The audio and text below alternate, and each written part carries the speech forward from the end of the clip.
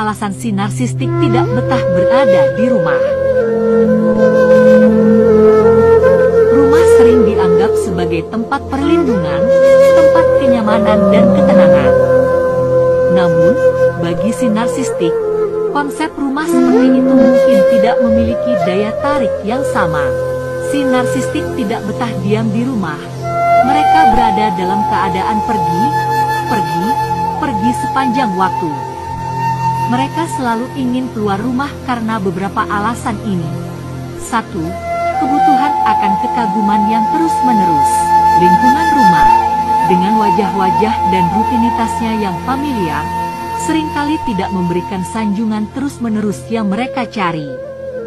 Di luar, di dunia yang lebih luas, mereka dapat dengan mudah menjalin jaringan pesona, menarik sumber pujian baru. Sorotan eksternal menjadi panggung mereka, di mana mereka dapat menikmati kekaguman orang asing, menegaskan kembali rasa harga diri mereka.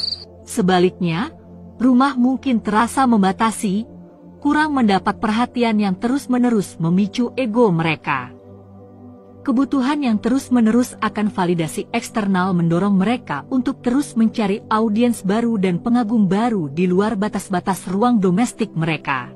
Hal ini mendorong mereka untuk mencari lebih banyak acara sosial atau peluang di luar rumah, di mana mereka dapat menikmati pujian dari orang-orang berpengaruh yang tidak menyadari perilaku mereka dalam lingkungan keluarga.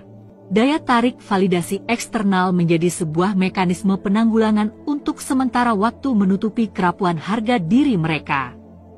Rumah, dengan keintiman yang melekat di dalamnya, menjadi menyesakan, mendorong si narsistik untuk terus mencari sumber kekaguman baru di luar rumah.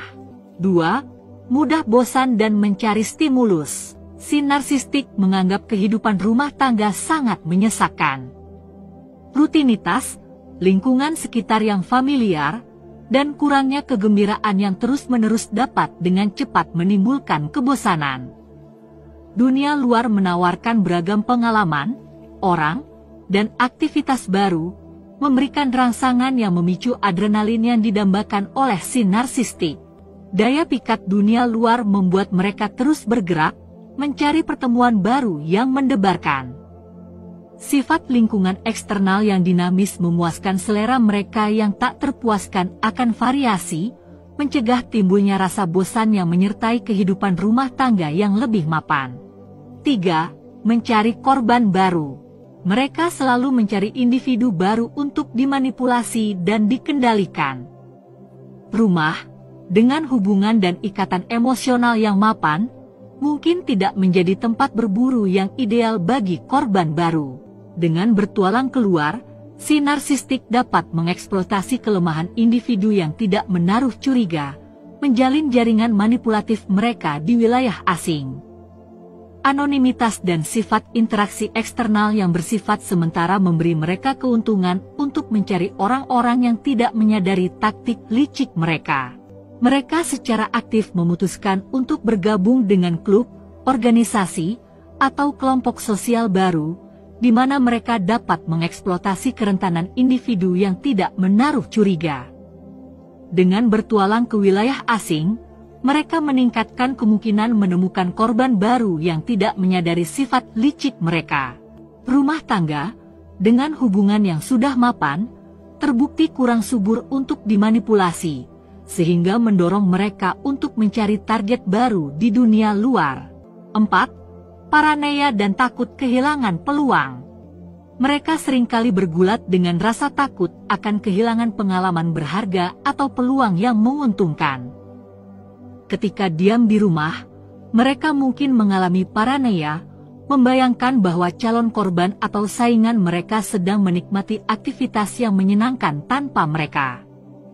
Ketakutan ini memperkuat dorongan mereka untuk terus bergerak, mencari validasi eksternal dan kepastian bahwa mereka tidak melewatkan sesuatu yang penting. 5. Menghindari keintiman dan kerentanan. Si narsistik sadar bahwa pasangannya berusaha memperdalam hubungan emosional, karena itu mereka menarik diri dan mencari alasan untuk menghabiskan lebih banyak waktu di luar rumah.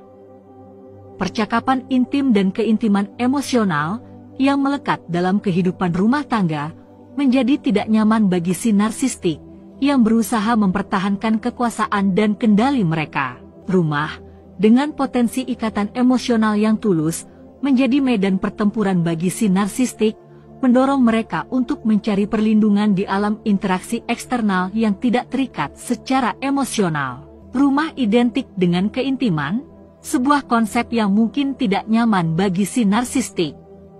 Hubungan emosional yang tulus dan kerentanan melekat dalam kehidupan rumah tangga, menjadikannya lingkungan yang menakutkan bagi mereka. Dengan menjauh dari rumah, si narsistik dapat menghindari ketidaknyamanan yang terkait dengan keintiman yang otentik.